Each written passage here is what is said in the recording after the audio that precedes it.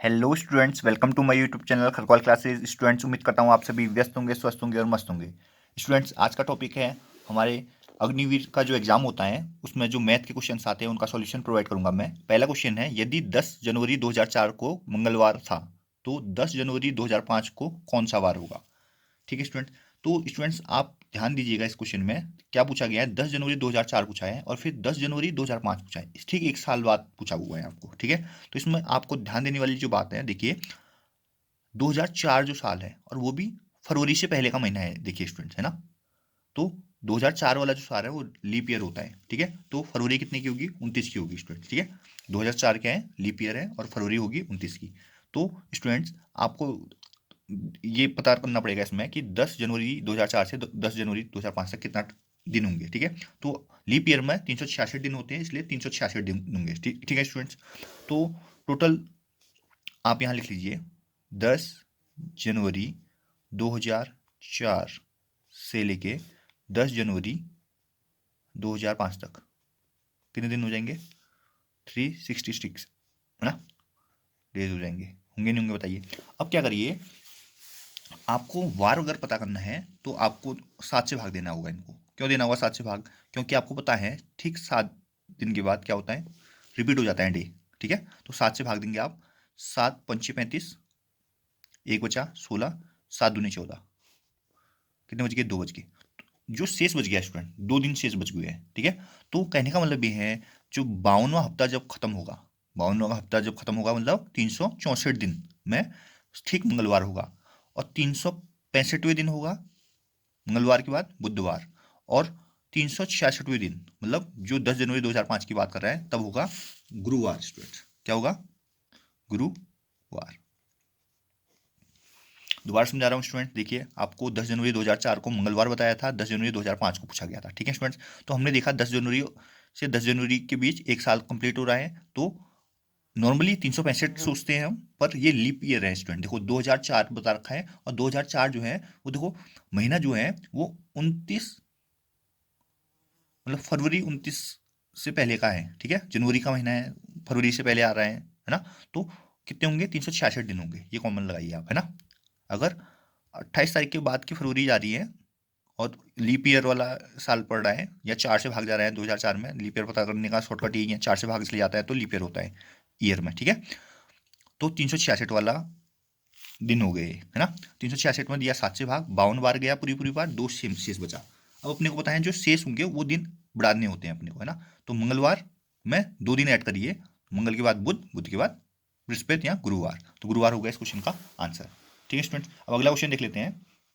अगला क्वेश्चन है, यदि 12 आदमी अथवा 18 औरतें एक खेत की कटाई 14 दिन में करते हैं तो 8 आदमी और 16 औरतें मिलकर उस खेत की कटाई कितने दिन में करेंगे। ठीक है स्टूडेंट्स, तो पहले तो यह है 12 आदमी अथवा 18 औरतें, ये बहुत इंपॉर्टेंट बात है यहाँ पर।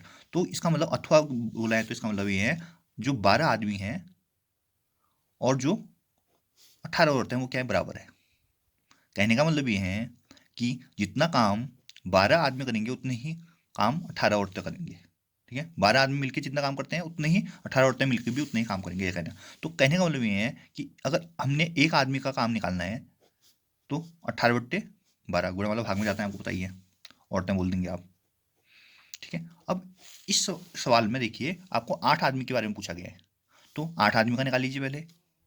8 आदमी बराबर कितनी औरत है, 8 आदमी बराबर 8 का निकालना है तो 18/12 गुणा 8 हो जाएगा। एक आदमी का इतना है तो 8 आदमी के लिए ज़्यादा आना चाहिए ना, तो 8 से गुणा हो जाएगा।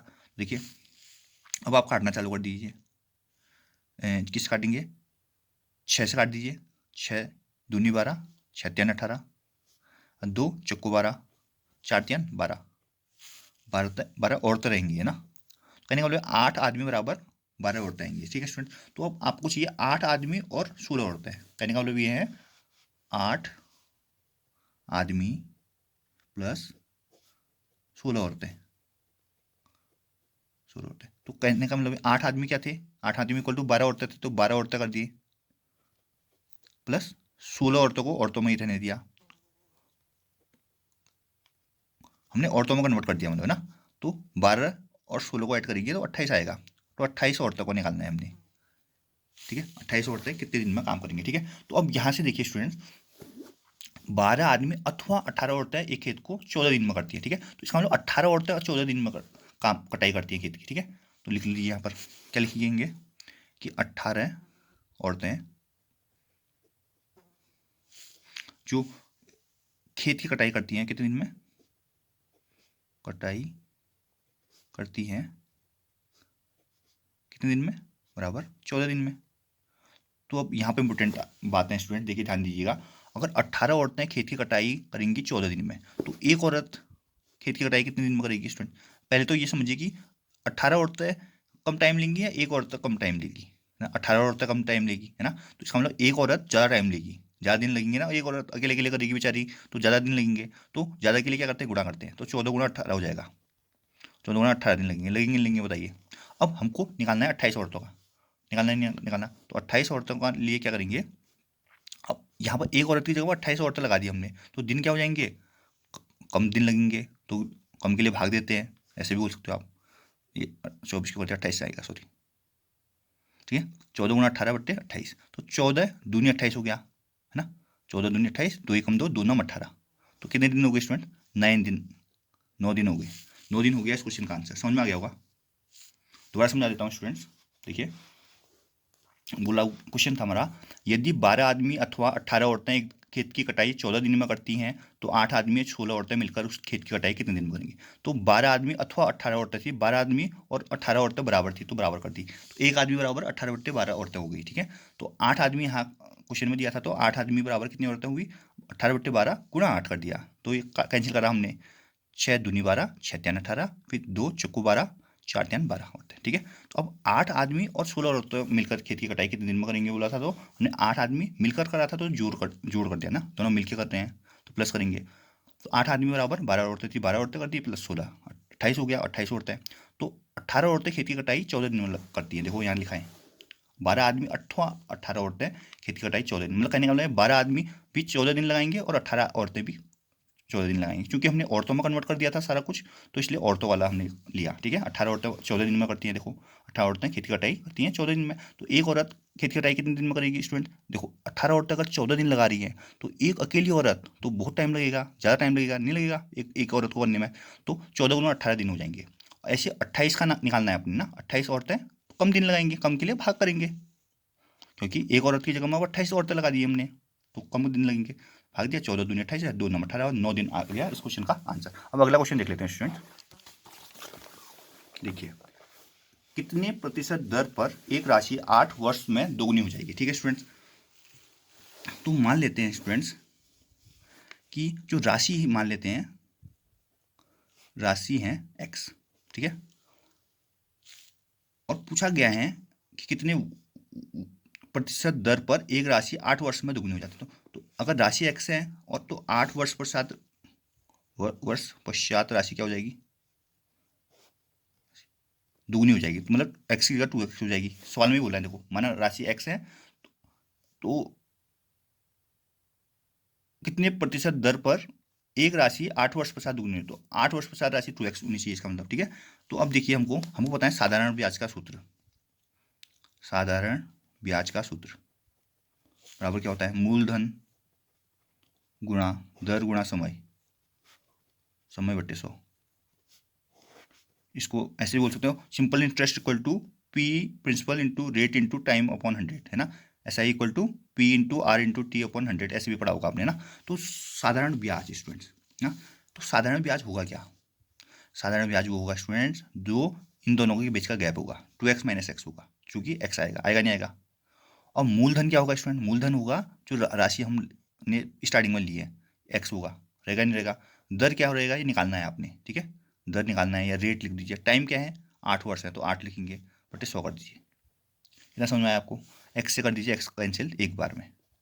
अब क्या करिए, दर बराबर क्या हो जाएगा स्टूडेंट, दर बराबर देखिए गौर से देखिए, ये 100 ऊपर चले जाएगा और ये 8 नीचे आ जाएगा, 100 बट्टे 8 हो जाएगा। भाग दीजिए, 8 टिक कम 8, 20 हो गया, 8 दूनी 16, पॉइंट लगेगा 40 हो गया, 8 पंचे 40, तो 12.5 कितने प्रतिशत दर से, तो 12.5% की दर से हो गया। दोबारा समझा रहा हूँ, देखो स्टूडेंट बोला था कितने प्रतिशत दर पर एक राशि 8 वर्ष में दुगनी हो जाएगी, ठीक है स्टूडेंट। तो हमने माना राशि मानी x, 8 वर्ष पश्चात दुगनी हो जाती है, तो 8 वर्ष पश्चात x का 2x हो जाएगा। साधारण ब्याज का फॉर्मूला लिखा, मूलधन गुणा दर गुणा समय बट्टे 100। साधारण ब्याज क्या हो जाएगा स्टूडेंट, तो x का 2x हो रहा है, तो 2x माइनस एक्स मतलब x होगा। मूलधन x है, दर निकालनी है, समय 8 वर्ष दिया है, बट्टे 100 फॉर्मूले में ही है, तो x एक बार कट गया, दर बराबर क्या हो गया, ये 100 तिरसा गुणा हुआ ना, तो 100 ऊपर चले गया, जिसके हर में कुछ नहीं होता है, एक होता है यहाँ, तो ये नीचे आ गया, गुणा वाला भाग में जाता है, तो 100 बट्टे 8, 8 का उससे भाग दिया, तो 12.5% आ गया। ठीक है, अब एक क्वेश्चन और है लास्ट, 4 रुपये प्रति दर्जन के हिसाब से 18 किलो का मूल्य ज्ञात कीजिए। ठीक है, तो 4 रुपये प्रति दर्जन कहने का मतलब ये है, एक दर्जन का मूल्य हो गया,